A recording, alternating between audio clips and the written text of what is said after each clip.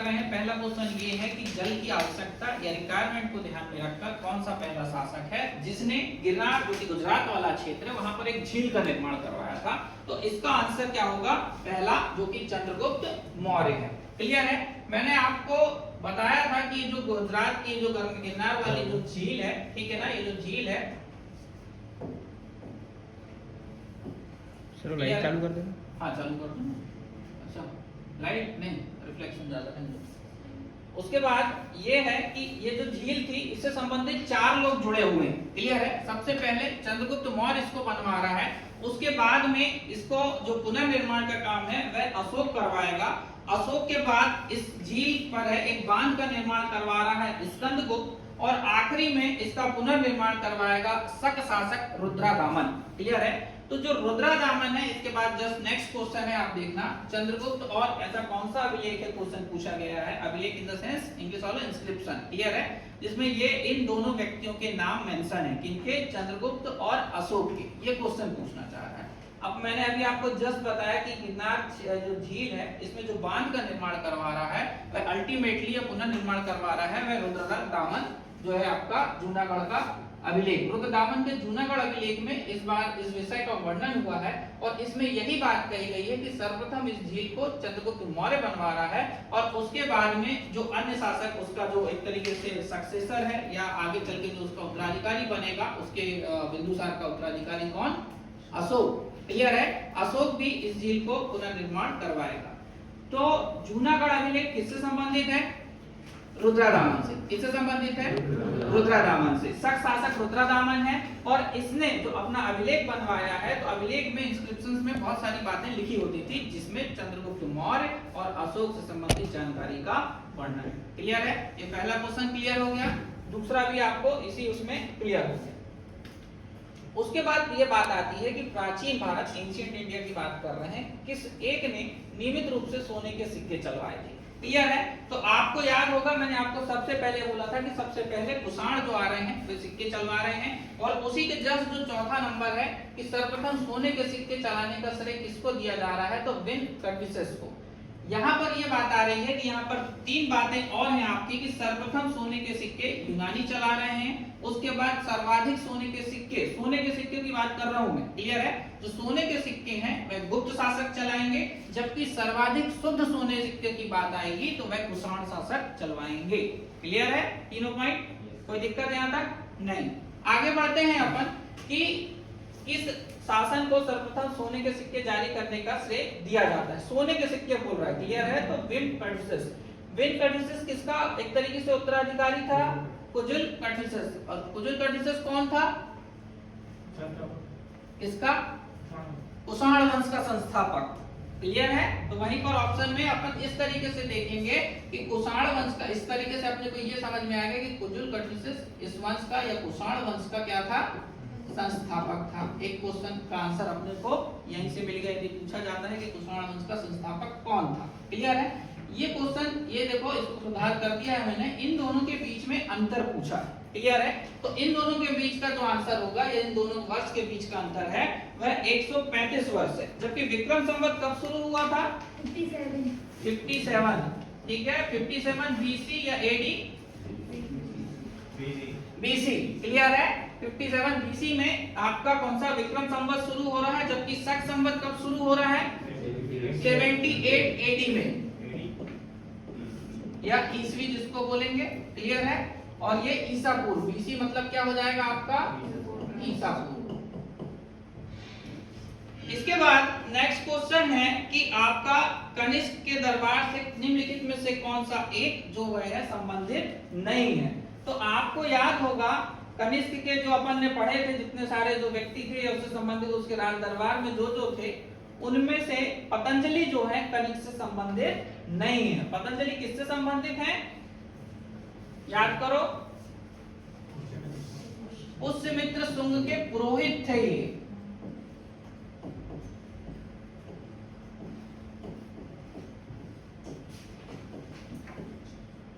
ये पुरोहित थे। और पुष्यमित्र शुंग कौन था, शुंग वंश का संस्थापक। ठीक है। इस तरीके से याद हो रहा है कि आ रहा है कि नहीं आ रहा है, उसके बाद ये पूछा है कि दक्षिण भारत में मौर्यों के बाद सर्वाधिक शक्तिशाली शासक कौन बनते हैं? सातवाहन, या इन्हीं को ही अपन ने आंध्र सातवाहन कहा है। क्लियर है? इसके नेक्स्ट क्वेश्चन में ये आ रहा है कि सिमुक निम्न में से किस वंश का संस्थापक था? याद करो, सिमुक सातवाहन वंश का संस्थापक था। क्लियर है? अब सातवाहन वंश की जब बात आ रही है तो इससे संबंधित इसका सर्वाधिक प्रसिद्ध शासक कौन था? याद करो, गौतमीपुत्र सातकर्णी था। और इनसे संबंधित एक और बात कौन सी है इंपॉर्टेंट? इन शासकों ने अपने नाम के पहले अपनी माता का नाम जोड़ा था। ये मैंने आपको बताया था जब लेक्चर ले रहा था। क्लियर है? तो गौतमीपुत्र सातकर्णी अर्थात उनकी माँ का नाम क्या है? गौतमी। क्लियर है? इस तरीके से बीच में आपको मैंने एक और जब पढ़ाते समय चर्चा करी थी कि बीच में इंडिया जो टीम है, क्रिकेट टीम है, उसमें भी अपनी टी शर्ट के पीछे इंडियन क्रिकेटर्स अपनी माँ का नाम लिखवा रहे थे। क्लियर है? उसके बाद में एक और सबसे इंपॉर्टेंट बात है सातवाहन वंश से संबंधित कि सबसे पहले एक क्वेश्चन पूछा जाता है कि सबसे पहले ब्राह्मणों को भूमि दान में देने की प्रथा किस वंश ने शुरू करी थी? किसने शुरू करी थी? सातवाहन वंश ने। क्लियर है? यहीं से एक और क्वेश्चन अपन याद कर सकते हैं कि सातवाहन वंश का उल्लेख किस पुराण में किया गया है? मत्स्य पुराण में। क्लियर है? उसके बाद में नेक्स्ट क्वेश्चन आता है कि कला की गांधार शैली निम्न समय में या किसके समय में फली फूली? तो किसका शासन काल था? वो कुषाणों का। उसके बाद नेक्स्ट क्वेश्चन आता है कि जो कला शैली एक तरीके से भारतीय और यूनानी, जिसको अपन ग्रीक बोलेंगे एक तरीके से, इनका एक तरीके से मिक्सअप है या मिक्सर है। वो कौन सी शैली है? गांधार शैली। उसके बाद ये क्वेश्चन नेक्स्ट है 11 नंबर का, प्राचीन काल में जो भारत पर आक्रमण हुए थे निम्नलिखित में से उनका सही कालक्रम या एक तरीके से ऑर्डर क्या है? पीएससी वालों, मैंने एक चीज बहुत बताई है कि इस तरीके के क्वेश्चन तुमको ज्यादा आएंगे। क्लियर है? इस तरीके के क्वेश्चन तुमको ज्यादा आएंगे। तो इसमें ये पूछा है कि शक, यूनानी, शक और कुषाण, इसका आंसर तो ये वाला सही है, परंतु बीच में अभी और भी आ रहे हैं। कौन?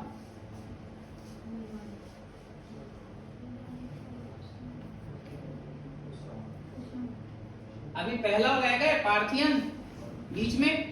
क्लियर है? या तो ऑर्डर क्या होगा उस समय? हिंद यूनानी या हिंद यवन अपन बोलेंगे, इंडो ग्रीक। इनका जो फेमस रूलर था वो कौन था? मिनांडर। याद करो, मिलिंद जिसको बोला गया है, मिलिंद पन्हो बुक, याद आ रही है? क्लियर है? उसके बाद में इनके बाद मतलब यूनानी के बाद आते हैं शक, या इन्हीं को ही अपन ने सीथियन कहा था। उसके बाद में शक शासक सर्वाधिक प्रसिद्ध कौन था? रुद्रदामन। थोड़ी देर पहले जिसकी बात कर रहा था मैं, शक शासक रुद्रदामन, याद आ रहा है? क्लियर है? तो ये शक शासक था। कभी कभी ये क्वेश्चन भी पूछ सकता है। शक के बाद यहाँ पर आएंगे एक्चुअल में पहलव, या इन्हीं को ही पार्थियन कहा गया है। तो ये एक्चुअल इनका ऑर्डर हो जाएगा और पहलव के बाद कौन आ जाएंगे? कुषाण। क्लियर है? इतना समझ में आ गया? उसके बाद नेक्स्ट ये क्वेश्चन पूछा है कि पहला ईरानी शासक जिसने भारत के कुछ भाग को अपने अधीन कर लिया था, कौन था? डेरियस प्रथम, या इसी को ही अपन ने क्या बोला था? दारा प्रथम। इंग्लिश में दराव्यू लिखा मिलेगा आपको इंग्लिश में। क्लियर है? तो डेरियस, दारा प्रथम या दराव्यू, ये तीनों एक ही व्यक्ति के नाम है। सबसे पहले ईरानी था जिसने भारतीय क्षेत्रों में या भारतीय क्षेत्रों को अपने अधीन करने में ये सक्सेसफुल हो गया था। ये सेम क्वेश्चन 13 नंबर आ रहा है। देखो, मैंने अभी थोड़ी देर पहले ही आपसे डिस्कस करा था। क्वेश्चन क्या है कि आंध्र सातवाहन राजाओं की सबसे लंबी सूची किस पुराण में मिलती है? मत्स्य पुराण में। एक ट्रिक बताई थी, याद करो। क्लियर है? वायुगुप्त ने, जिनने नहीं पढ़ी है वो लिख लेंगे, वायुगुप्त ने अंधेरे में 7 मछली किसके साथ मिलकर मारी थी? विष्णु मौर्य के साथ मिलकर मारी थी। क्लियर है? तो इधर से देखिएगा, जिन लोगों ने नहीं पढ़ा है उनको थोड़ा सा वायु पुराण का जो संबंध है वह किस वंश से हो जाएगा? गुप्त वंश से। अंधेरे में मतलब आंध सात, समझ लूं मैं इसको थोड़ा सा, क्लियर है? तो आंध सात वाहन का संबंध, मछली को अपन क्या बोलते हैं? वेरी गुड, मत्स्य पुराण से इसका संबंध हो जाएगा। उसके बाद विष्णु पुराण का संबंध किस वंश से हो जाएगा? मौर्य वंश से। कुल कितने पुराण हैं? वेरी गुड, पुराणों की संख्या कितनी बताई गई है? 18। उसके बाद देखिए एक बहुत इंपॉर्टेंट क्वेश्चन है आपका, ये भारत का नेपोलियन किसे कहा गया है? ठीक है, एक तो पहली बात कि ये क्वेश्चन ही बहुत इंपॉर्टेंट है, बार बार पूछा जाता है। इसी से एक क्वेश्चन और मैं बनाने की कोशिश करता हूँ या दो तीन। सबसे पहले बताओ किसने इसे कहा था भारत का Napoleon? Smith. Very good, Vincent Smith, VA Smith लिखा मिलेगा या विंसेंट स्मिथ ने इसे क्या कहा था? भारत का नेपोलियन। उसके बाद दूसरा पॉइंट आता है कि इसने कौन कौन सी उपाधियां धारण करी थी, याद करो। ओके, ये तो नाम थे, उपाधियां, टाइटल, पराक्रम, श्री विक्रम और अश्वमेधकर्ता। क्लियर है? पराक्रम की उपाधि धारण करी थी इसने, श्री विक्रम की उपाधि धारण करी थी इसने और अश्वमेधकर्ता, अश्वमेध यज्ञ करवाए थे, इसलिए अश्वमेधकर्ता की उपाधि धारण कर लेता है ये। इसके बाद इसी से संबंधित एक इंस्क्रिप्शन था जिसमें उसने अपना नाम लिच्छवी दोहित्र लिखवाया था, मैंने आपको बताया था। क्या लिखवाया था? इसका अर्थ क्या होता है? वेरी गुड, अर्थात कहीं ना कहीं अपने आप को एक सुरक्षात्मक ढांचा देने के लिए उस समय लिच्छवी सबसे बड़े इनके क्षेत्रों के राजकुमार या राजघराना होता था। तो जैसे अपन बैकअप में दिखाते हैं ना कि हमारे पीछे इनका सपोर्ट है, क्लियर है? तो इसने अपना नाम क्या लिखवा लिया था उस इंस्क्रिप्शन में? लिच्छवी दोहित्र, अर्थात लिच्छवी कन्या से जन्मा हुआ। क्लियर है? उसके बाद में कुछ और नाम से ये जाना भी गया है जिसका नाम है कविराज। क्लियर है? और एक और है, इसने अपने सिक्कों में वीणा वादन करता हुआ चित्र अंकित करवाया था। कौन सा चित्र? वीणा वादन करता हुआ चित्र अंकित करवाया था। एक और कविराज की उपाधि एक और किस व्यक्ति ने ली थी, याद करो? राजा भोज ने। ठीक है, इस तरीके से आपको समुद्रगुप्त पूरा हो गया लगभग। क्लियर है? समुद्रगुप्त के फिर 2 पुत्र होंगे, उनके बारे में नेक्स्ट क्वेश्चन में आपसे डिस्कस करूंगा। समुद्रगुप्त से लगभग इतने क्वेश्चन आपको बन सकते हैं जो संभावित हैं। समझ में आए? क्लियर है? सबसे पहले नेपोलियन की उपाधि किसने दी थी इसको? या किसने कहा था? विंसेंट स्मिथ ने। कौन कौन से टाइटल या उपाधियां एक्सेप्ट कर रहा है? पराक्रम, श्री विक्रम और अश्वमेधकर्ता। उसके बाद में इसने अपने इंस्क्रिप्शन पे अपना नाम क्या लिखवाया था? लिच्छवी दोहित्र, अर्थात और कविराज और वीणा वादन के एक तरीके से इसी से संबंधित हैं। इतना समझ में आया? ठीक है, ये हो गया। अब यहीं पर अपन देख लेते हैं इसका प्रारूप पूरा। नेक्स्ट क्वेश्चन क्या है, ये देखिए। प्रथम गुप्त शासक जिसने एक तरीके से किसकी उपाधि धारण करी थी? परम भागवत की। कौन था वो? चंद्रगुप्त द्वितीय, जिसको किस और नाम से जाना गया है? विक्रमादित्य।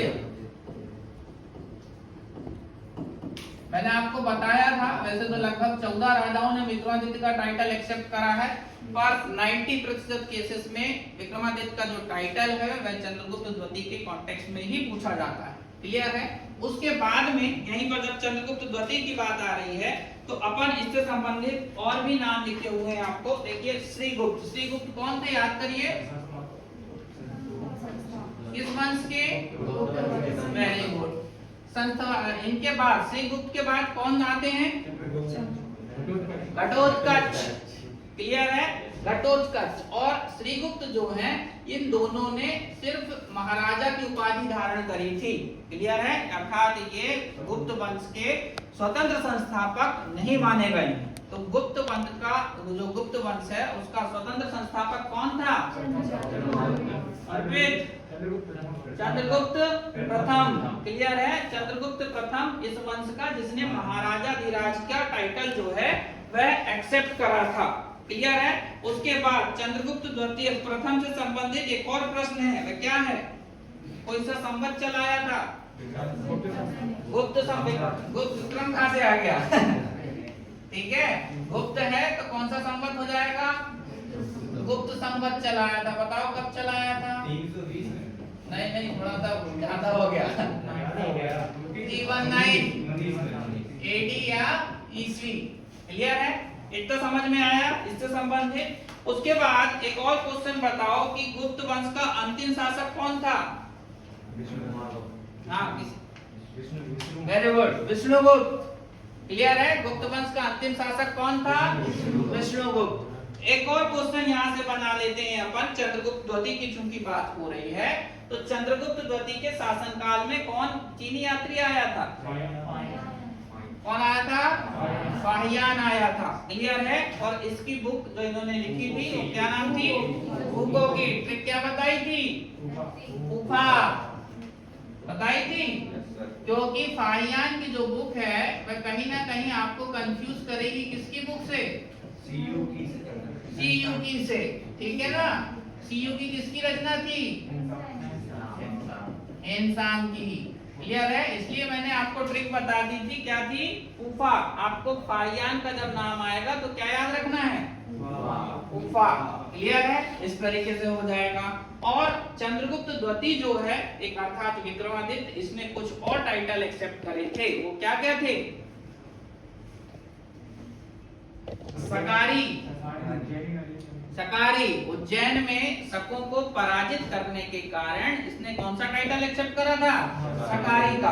और दो टाइटल इसी से संबंधित हैं, जो कि देवराज और देवर्षि। क्लियर है, परंतु जो आपको याद रखना है, एक विक्रमादित्य और सकारी, ये ज्यादातर आपको पूछी जाएगी। इतना समझ में आया? तो इस तरीके से गुप्त संवत का अपन ने ओवरऑल देख लिया लगभग। क्लियर है, पूरा गुप्त संवत का जो एक चार्ट बनाया था मैंने, याद करो। संस्थापक श्रीगुप्त, उसके बाद घटोत्कच, घटोत्कच के बाद कौन आ रहा था?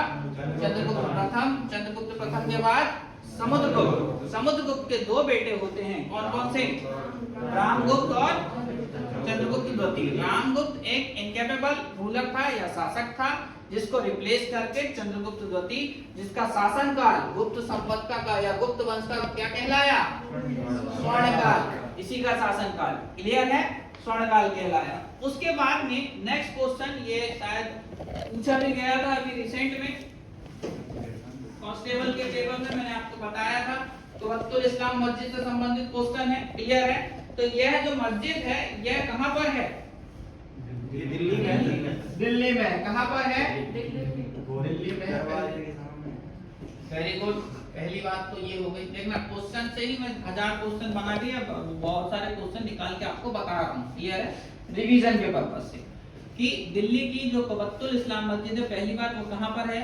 दिल्ली में। ये तो लिखा हुआ है। किसने बनवाई थी? ऐबक ने। किसने? कुतुबुद्दीन ऐबक ने। कुतुबुद्दीन ऐबक कौन था? फाउंडर ऑफ स्लेव डायनेस्टी या गुलाम वंश का संस्थापक। ठीक है, ये हो गया। इसी के सामने एक लौह स्तंभ, जिसको अपन ने मेहरौली स्तंभ कहा है। क्या बोला है? मेहरौली स्तंभ। अब